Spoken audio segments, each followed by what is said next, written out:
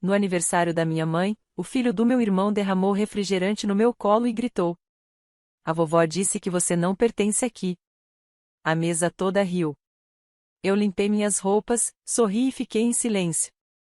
Naquela noite, retirei meu nome do empréstimo deles. De manhã, o carro dele já não estava mais lá. E às 8 horas em ponto, bateram na minha porta. Abri e percebi que os aniversários da minha mãe tinham se transformado, pouco a pouco, em uma espécie de espetáculo estranho, onde o neto de ouro, Tyler, filho do meu irmão de 14 anos, recebia mais atenção que o próprio bolo de aniversário. Normalmente eu ficava quieta, entregava meu presente, conversava um pouco e ia embora cedo. Mas naquele ano, algo no convite já soava estranho desde o começo. Minha mãe ligou e disse: "Eu adoraria muito que você viesse, Stephanie. O Tyler anda perguntando se você vai estar lá." Só isso já deveria ter me alertado. Tyler nunca perguntava por mim, a não ser quando estava planejando alguma coisa. Da última vez, ele queria uma cadeira gamer nova e tentou me bajular com elogios sobre a minha comida. 2 semanas depois, contou para um dos amigos dele que eu já tinha sido mãe, mas fracassei. Essas foram as palavras exatas. Soube disso pelo filho da minha prima. Quando confrontei meu irmão, ele só respondeu: "Ele está naquela idade em que testa os limites." Então, sim, eu não esperava gentileza, mas fui mesmo assim, porque apesar de tudo, eu ainda parecia. A casa do meu irmão estava mais barulhenta que o normal. Havia balões e 2 bolos comprados na padaria. Tyler já tinha aberto meia dúzia de presentes e se gabava para uma garota de que a vovó ia comprar um carro para ele assim que completasse 16 anos. Minha mãe ria como se tivesse acabado de ouvir a melhor piada do mundo. Ninguém notou quando entrei. Precisei pigarrear e acenar antes que alguém me oferecesse um lugar. Meu presente foi ignorado. O colar que escolhi para minha mãe ficou na caixa a noite inteira. Ela estava ocupada demais contando para todos como o professor do Tyler disse que ele era superdotado. Não apenas inteligente, mas nível gênio. Ninguém me perguntou sobre o meu negócio. Ninguém mencionou a campanha de arrecadação que organizei 2 semanas antes. Eu era só um enfeite, algo que servia para eles apontarem e se lembrarem de que eram melhores do que eu. Sentei entre 2 pessoas que eu nem conhecia. Uma segurava 2 cervejas, uma em cada mão. A outra pegou meu garfo quando o dela caiu. Eu nem falei nada. Só deixei passar. Tenho deixado passar há anos. Então veio o momento que mudou tudo. Tyler se levantou. Estava com um copo cheio de refrigerante. Andou até mim como se fosse a coisa mais normal do mundo. Olhou bem nos meus olhos e disse: "A vovó falou que você não pertence aqui." E então derramou o refrigerante no meu colo. Estava gelado, doce demais. Fiquei ali encharcada, sentindo o açúcar começar a grudar nas minhas pernas. E eles riram. A mesa inteira.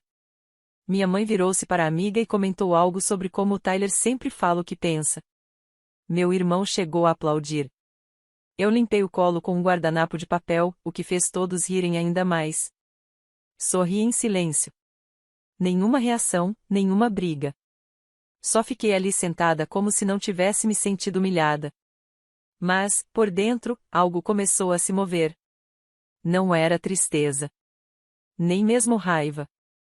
Era clareza. Eles não me queriam lá. Nunca quiseram. E agora tinham deixado isso claro o suficiente para que até eu parasse de fingir. Esperei mais 5 minutos, me levantei educadamente como se nada tivesse acontecido, entrei no meu carro, voltei para casa, abri o notebook. Meu irmão vinha contando com o empréstimo empresarial da família há mais de um ano. Ele tinha implorado para eu ser a fiadora porque minha mãe me fez sentir culpa, e eu ainda estava em meio ao luto na época. Meu nome estava em tudo. Eu tinha um poder que nunca tinha usado até aquela noite. Retirei meu nome, congelei a conta. Ele só descobriria quando o banco ligasse de manhã. E quando descobriu, o carro estacionado em frente à casa deles, comprado apenas 3 meses antes, foi guinchado às 7h45. Às 8 horas em ponto, bateram na minha porta. Abri e vi meu irmão Mike parado ali, com aquela mesma mistura de falsa preocupação e pânico verdadeiro que eu já tinha visto nele em cada erro da vida adulta dele. Só que, dessa vez, não havia mãe para acobertar, nem pai para assinar o cheque, nem eu para fingir que tudo ficaria bem. Ele parecia acabado. Não esperou ser convidado a entrar. Você precisa consertar isso. Nada de bom dia. Nenhuma menção ao refrigerante que o Tyler jogou no meu colo. Nenhum sinal de que a mesa inteira riu de mim como se eu fosse uma atração de circo. Ele apenas empurrou uma pilha de papéis na minha direção. Os empréstimos estavam congelados. Disseram que o fiador tinha desistido. Disseram: se eu não arrumar alguém para substituir você, vamos estar em quebra de contrato. Eu me encostei no batente da porta.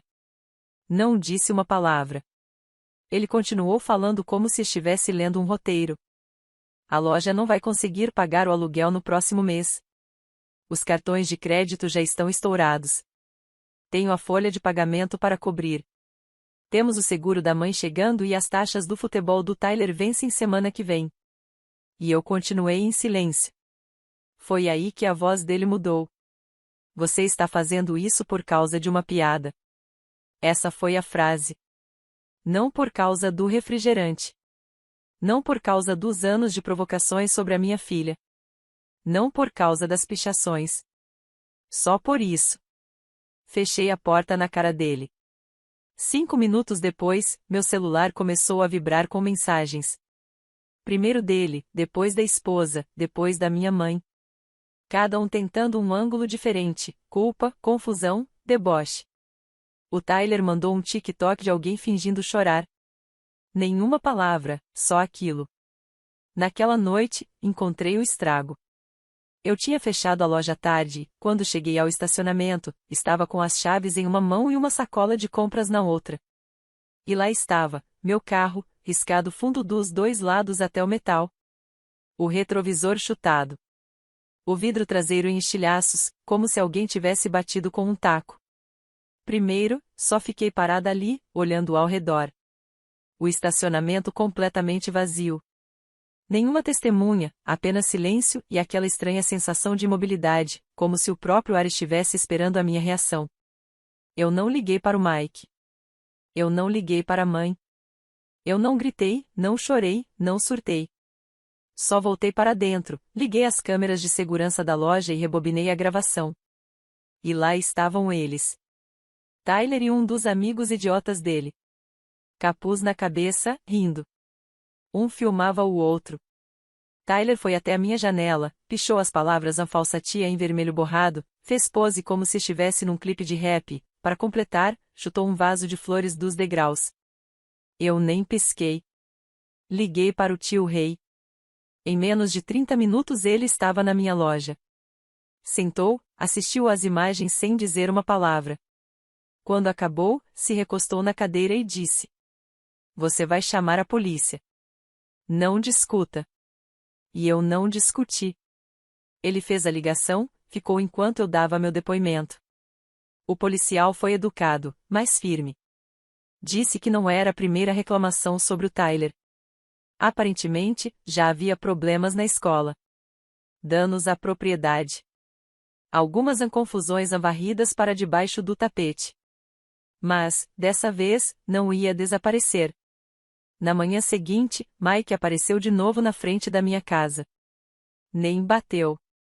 Só ficou parado do outro lado da rua, andando de um lado para o outro, como se esperasse um milagre. Quando percebeu que eu não ia sair, começou a gritar. Não consegui ouvir tudo, mas peguei alguns trechos, palavras como traidora, sem coração e você vai se arrepender. Depois, minha mãe ligou.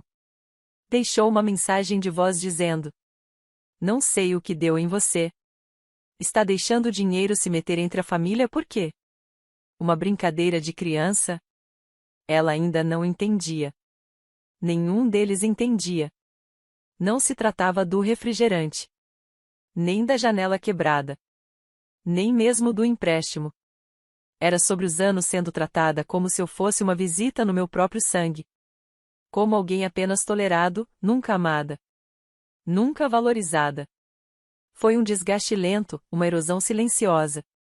Eles achavam que, porque eu não explodia, eu não estava prestando atenção. Achavam que eu iria quebrar.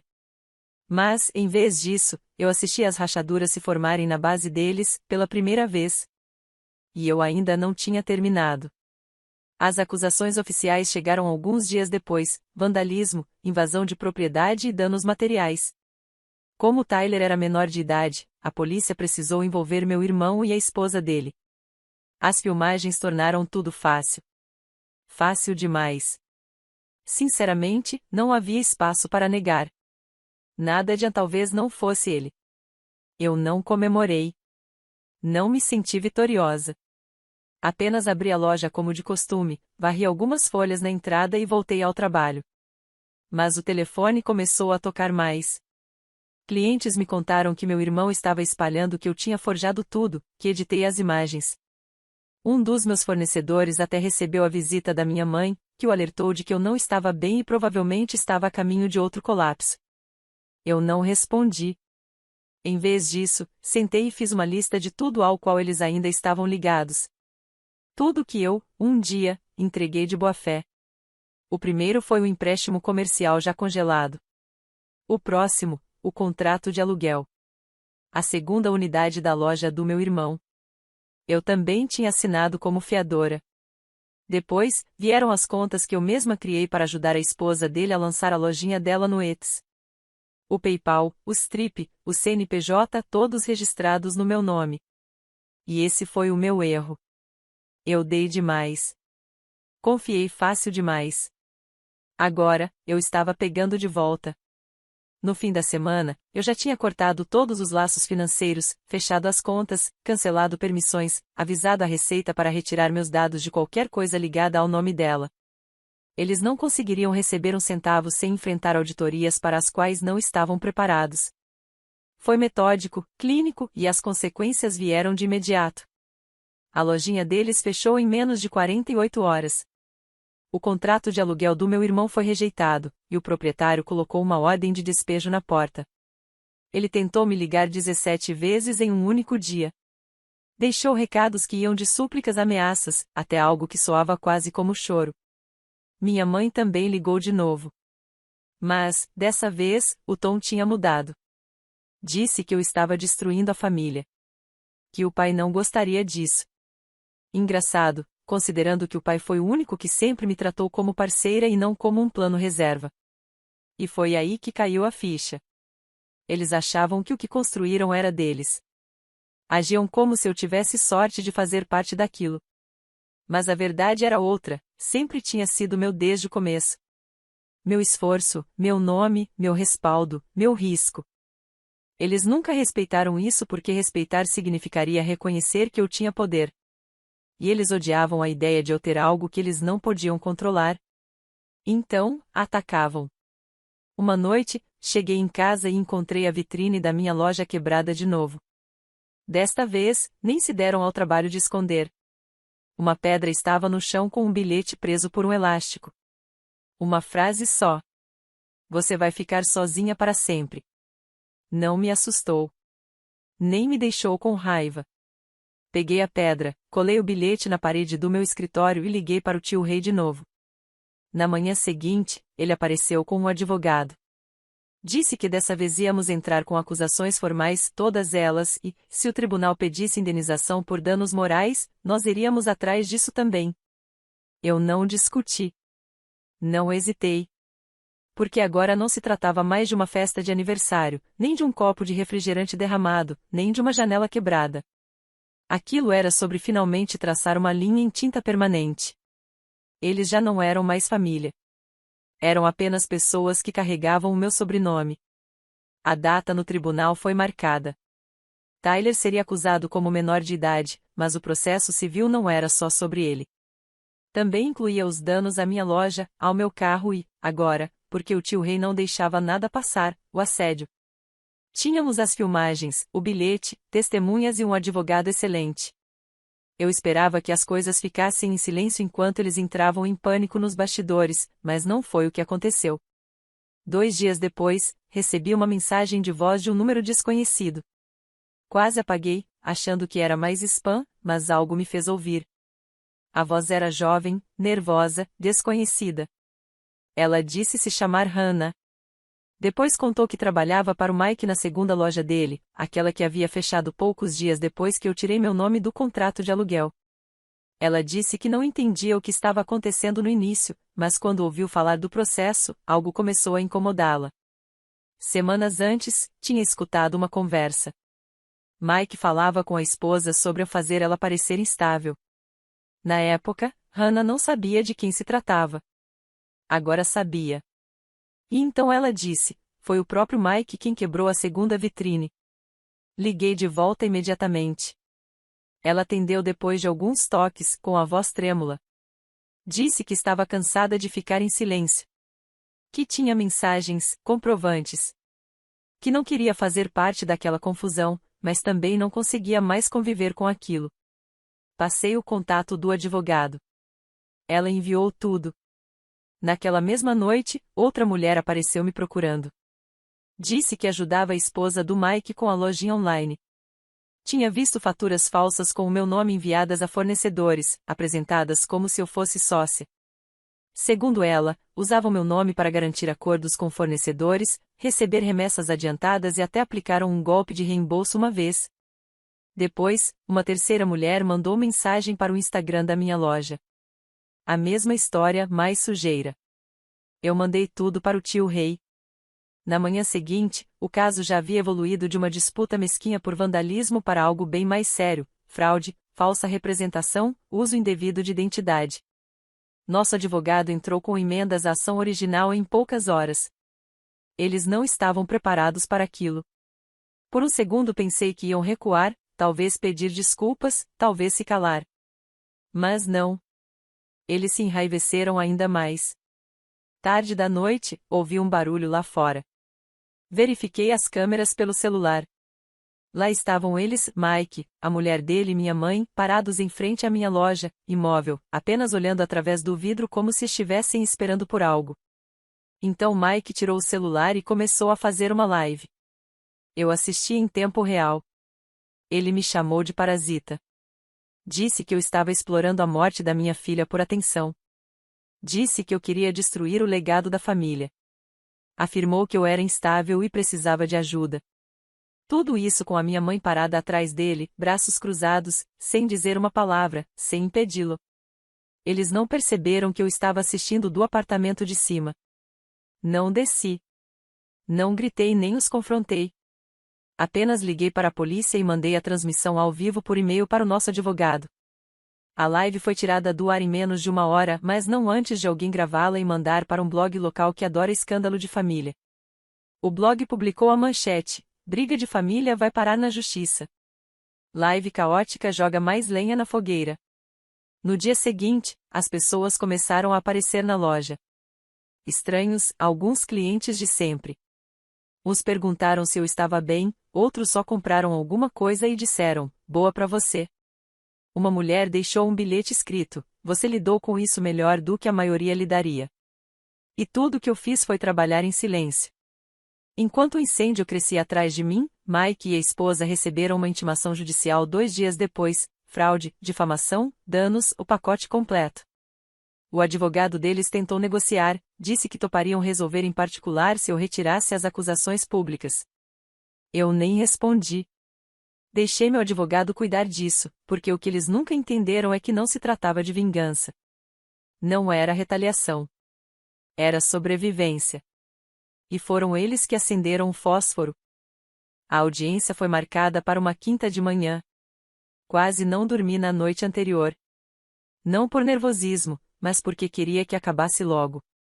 Queria resolver. Queria entrar com a verdade e sair com a minha vida totalmente separada da deles. Cheguei cedo. O tio Rei já me esperava na frente, tomando café como se estivéssemos indo a uma loja de ferramentas. Focado. Não disse muito, apenas me entregou uma cópia dos documentos que o advogado tinha protocolado na noite anterior. A emenda final, com todos os anexos, 7 no total. Quando Mike entrou, estava acabado. A gravata torta, os olhos vermelhos. A esposa vinha atrás, cochichando algo e mexendo no celular como se tentasse se distrair.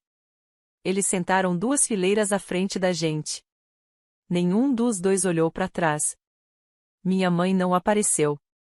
Depois descobri que contou aos vizinhos que estava despedaçada demais para ir. Mas alguém me mandou uma foto dela naquela mesma manhã, sentada no terraço do brunch favorito, rindo com uma amiga da igreja. Mas a juíza foi profissional e eficiente. Nosso advogado apresentou tudo: as filmagens de Tyler, a live que Mike tinha postado, as faturas assinadas pela esposa dele usando meu nome. E então vieram os depoimentos.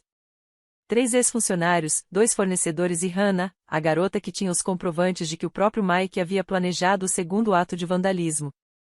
Vi Mike encolher cada vez mais no banco a cada prova exibida.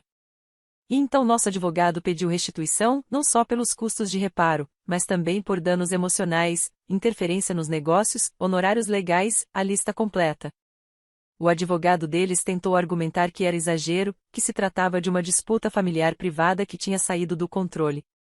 Mas a juíza não caiu nessa. Ela olhou para a transcrição da live, folheou os prints e disse algo que nunca vou esquecer. Se é assim que sua família lida com as coisas em particular, então ainda bem que isso veio a público. Ganhamos todas as reivindicações. Mike e a esposa foram condenados a pagar mais de $28 mil em indenizações. Tyler recebeu sentença de serviço comunitário, aconselhamento obrigatório e um pedido formal de desculpas, que ele enviou depois por e-mail, claramente escrito por outra pessoa. Não respondi. Mas o que aconteceu depois do tribunal foi quase pior. Uma semana depois, cheguei tarde em casa e encontrei o canteiro de flores do lado de fora destruído. Minha caixa de correio estava entortada ao meio, e alguém tinha jogado comida estragada por toda a porta da frente. Sem bilhete, sem assinatura, só sujeira. Nem pisquei. Limpei tudo, instalei outra câmera e registrei outro boletim. A polícia levou a sério dessa vez, porque agora já havia histórico. Alguns dias depois, o mesmo primo que mantinha contato em silêncio me mandou uma mensagem. Ele disse que tinha estado em uma reunião de família, pequena, mas com parentes idosos, e alguém mencionou meu nome. Minha mãe disse que eu tinha me transformado numa mulher fria e amarga, que eu estava usando o luto para me beneficiar. Mike disse que ainda não tinha terminado de lutar. Não respondi à mensagem. Apenas tirei um print, arquivei, mas foi aí que percebi algo que me trouxe uma calma que eu não sentia havia anos: eles estavam se desmoronando. Quanto mais eu construía, mais eles se quebravam. A loja estava melhor do que nunca. Eu tinha lançado uma nova linha de produtos locais, fechado parceria com um fornecedor regional. As vendas dobraram em um mês. Estávamos expandindo. Minha equipe tinha crescido. Eu estava mais ocupada do que jamais estive. Mas não parecia um peso. Parecia merecido. E fiz questão de que as pessoas certas soubessem disso. Não todos, apenas os primos que ainda eram decentes. Os que ainda ligavam no meu aniversário, os que apareceram no funeral sem precisar ser implorados. Contei para eles sobre a expansão, sobre a cobertura na imprensa, sobre o prêmio de negócios para o qual eu estava sendo indicada. De forma casual, quase como se fosse um detalhe, e eles contaram aos outros. Nunca disse nada cruel, nunca zombei. Só fatos, progresso, felicidade. E eu sabia que isso os corroía por dentro, porque durante anos me disseram que eu precisava deles, que sem a aprovação, a atenção, o sobrenome da família, eu estaria sozinha. Mas agora eram eles que estavam de fora. E o pior para eles, eu estava muito bem. Alguns meses se passaram. A loja prosperava e eu já não olhava mais por cima do ombro. As câmeras ainda estavam lá. As trancas ainda reforçadas. Mas aquela sensação de tensão constante tinha desaparecido. A paz não era barulhenta. Era silenciosa, como acordar e perceber que o zumbido na sua cabeça finalmente parou. Eu não tinha notícias do meu irmão desde o tribunal. A esposa dele me deu um follow em todas as redes sociais. Tyler sumiu da internet. Ou talvez eles apenas tenham deixado as contas privadas. De qualquer forma, o silêncio deles parecia mais estratégico do que arrependido. Minha mãe nunca mais ligou. Nenhuma vez. Mas ainda assim eu ouvia coisas, sempre por outras pessoas. Um primo mais velho me contou que Mike tentou abrir outro negócio, mas ninguém quis apoiá-lo. A notícia se espalhou discretamente, mas o suficiente. Fornecedores não confiavam nele. proprietários exigiam fiadores. Até mesmo a igreja, antes cegamente leal, tinha se afastado depois da transmissão ao vivo. Eles estavam encurralados. O dano que causaram já não era só comigo. Estava no nome deles, na reputação deles, nas finanças deles. E a melhor parte, eu nunca precisei jogar sujo. Tudo que fiz foi dentro da lei. Cada documento, cada declaração, cada retirada de empréstimo ou contrato, tudo dentro dos meus direitos. Eles jogaram lama. Eu entreguei um dossiê ao juiz. Mas houve um momento, inesperado e estranhamente satisfatório, que selou tudo para mim. Era um domingo. A loja estava fechada. Eu estava limpando depois de um evento privado que tínhamos hospedado. Uma pequena amostra local, negócios de mulheres, muita risada e comida. Uma das novas funcionárias estava varrendo quando parou e disse que tinha uma senhora do lado de fora mais cedo, apenas olhando para dentro, arrumada como se viesse da igreja. Fui checar as câmeras. Era minha mãe. Ela ficou lá por uns 5 minutos. Não bateu na porta. Não entrou. Só olhou pelo vidro como se não acreditasse no que estava vendo. Como se esperasse encontrar o lugar fechado, abandonado. Ou talvez esperasse me ver lutando sozinha. Mas, em vez disso, viu gente limpando depois de um evento cheio, uma equipe em crescimento, uma loja bem abastecida, luz, movimento. Ela foi embora sem dizer nada. Eu não liguei. Não corri atrás. Só voltei a trancar tudo e limpar o balcão como se nada tivesse acontecido, porque, a essa altura, realmente não tinha acontecido nada. Eu não sinto falta deles. Não sinto falta do meu irmão, nem do filho dele cheio de arrogância, nem da mulher com quem ele se casou, nem da mãe que gastou toda a energia protegendo todo mundo, menos a filha que realmente precisava dela. Não sinto falta dos sorrisos forçados, das conversas vazias ou dos silêncios sempre carregados de julgamento. Não sinto falta de fingir rir das piadas do Tyler ou de fingir que não doía cada vez que deixavam minha filha de fora das fotos de família. Agora eu estou construindo algo real. Não só um negócio, mas uma vida em que sou respeitada, segura, ouvida. E sim, às vezes, quando algo dá certo, quando batemos uma meta de vendas, quando um novo produto esgota, quando alguém marca a loja nas redes sociais dizendo como o espaço é lindo, eu faço questão de deixar um certo primo saber. Não por rancor, mas por estratégia. Porque eu sei que ele vai contar para eles, e sei que isso os deixa furiosos. Talvez isso seja mesquinho. Ou talvez seja apenas o que acontece quando a pessoa quieta finalmente se cansa de ser empurrada para baixo. De qualquer forma, eu durmo muito bem.